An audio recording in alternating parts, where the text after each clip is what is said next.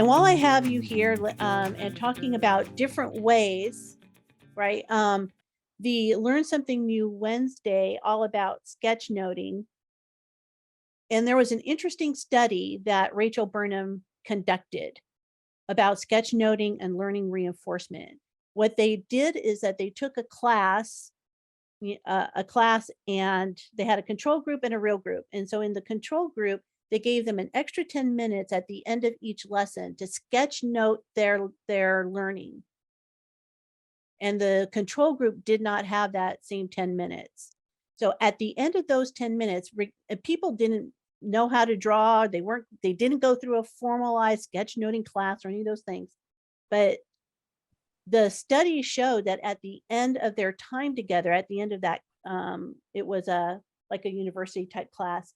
At the end of that class, the scores were higher for the group that had the ability to sketch note at the final 10 minutes of the lessons. But more importantly, the lower scores were higher.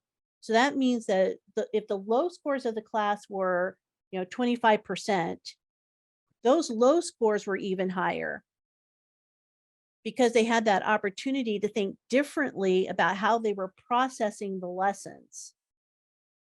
And I thought that was a really important piece of information that came out of that study. So maybe there's something in it when we're talking about how can we get salespeople, because they're very creative too. So maybe this might be another area to bring out creativity with the sales force, possibly in your knowledge or participating in the Learn Something New Wednesday. Maybe that's information that you can also take that and practice with the group. Todd? This is a new concept to me. Can you elaborate a little bit more on what sketchnoting is? Is this like Sketchnoting, if you've producing seen people who pictorials? turn their notes into drawings, Okay. That's you kind of know? what I assumed it was, but I a lot of people aren't natural sketchers or artists. Yeah, and you So, don't have to be. That's the key. That's the important bit. okay. The important bit is that you're taking your learning and you're turning it into a visual mode, whatever that looks like for you. That could be a bunch of stick people running around, which is what mine would look like. So you got a bunch of stick people, just doing a visual representation of the lesson. And I've done this in classroom training before where I've said, on this flip chart paper, you as a group create a picture of what you've just learned. Do you And have a I recording yeah, of that? Anything of that that we could see and kind of get a better picture of? Pun intended. well, you can if you go to the events page, look under under the sketchnoting, the power of the paper and the pen, and I've got some examples there of Rachel's work, and you can see how that applies, as well as I think I've also linked to that particular research paper.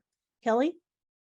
So I'm going to say that I'm going to put a plug in for people who have dyslexia and dysgraphia. Writing notes is very difficult.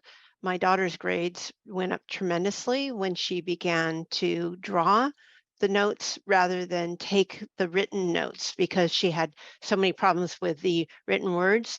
So she was accused of doodling in class, but she was actually making, the voyage with 3 ships across the Atlantic, and the names of each one of those ships she put into like a piñata and so it was like visual cues for her to remember the names of the 3 ships.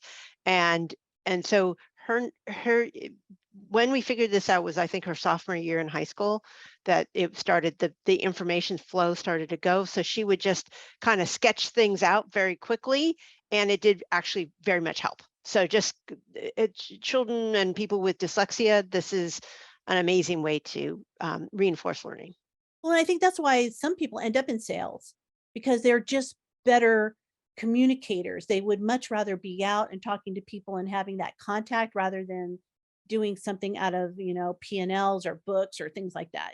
I think that's how some people actually start some of their careers. And I think that this is a different way when we think about how can we help salespeople do better at what they do. Maybe this is just a different technique. It's just a coincidence that this coffee chat and that Learn Something New just happen to be up against each other. But I think there might be something there about how we can help them think differently through their own sales process. Maybe it's about sketchnoting their sales process.